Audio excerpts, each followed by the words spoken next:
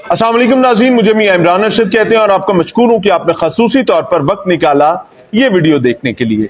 क्या आपने आज तक ये सुना है कि किसी 10 माह की बच्ची ने अपने पेट में अपने भाई की परवरिश की हो, उसको पाला हो पूरे 9 महीने, यानी अपनी पैदाइश से सिर्फ 1 महीने बाद उसके पेट में उसका भाई पलना शुरू हो गया हो और पूरे 10 महीने बाद वो बच्ची उसको जन्म देती है और बच्ची भी ठीक है और उसका भाई भी ठीक है।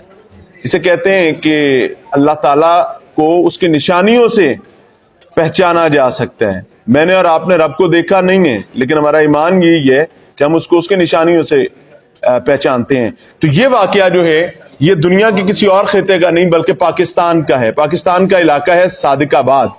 सादिकाबाद में 10 माह की बच्ची ने जन्म दिया है अपने भाई को, और ये अपनी तारीख का, अपनी नौयत का एक अनोखा वाकया है। और इस ऑपरेशन के दौरान डॉक्टर्स भी बाकायदा हवास बाख्ता हो गए थे कि ये हो क्या रहा है, ये क्या चीज चल रही है।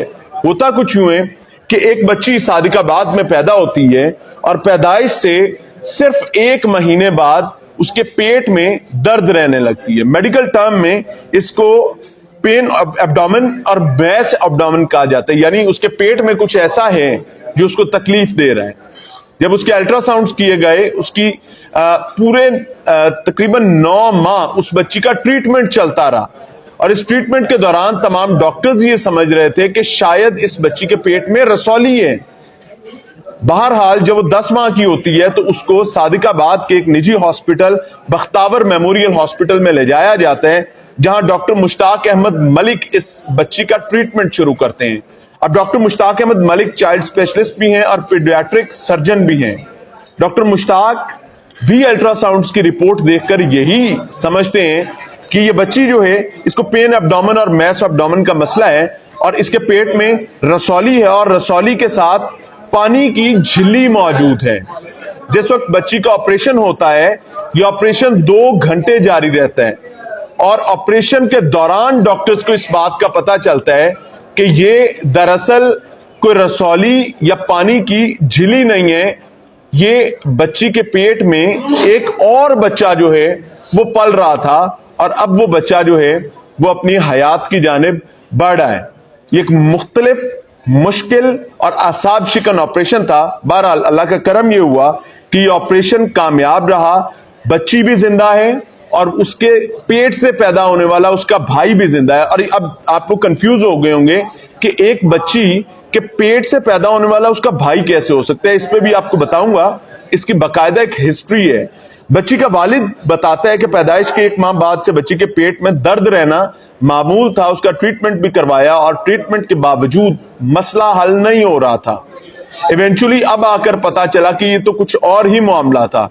डॉक्टर मुश्ताक अहमद का कहना है कि वो चूंकि शेख जैद रहीम यार खान में भी पीडियाट्रिक सर्जन हैं और उसके अलावा बख्तावर मेमोरियल हॉस्पिटल में भी अपनी तिबी जिम्मेदारियां जो हैं वो अदा करते हैं। वो कहते हैं कि हमारे पास बच्ची जब आई थी तो इसको पेन एब्डोमेन यानी पेट की दर्द और मैस एब्डोमेन यानी पेट में कुछ मौजूद होने की शिकायत थी और उस पर इसका ट्रीटमेंट किया गया। इवेंचुअली यहां पर इसी ऑपरेशन के दौरान ही एक और बच्चे की विलादत होती है, एक और बच्चा पैदा होता है।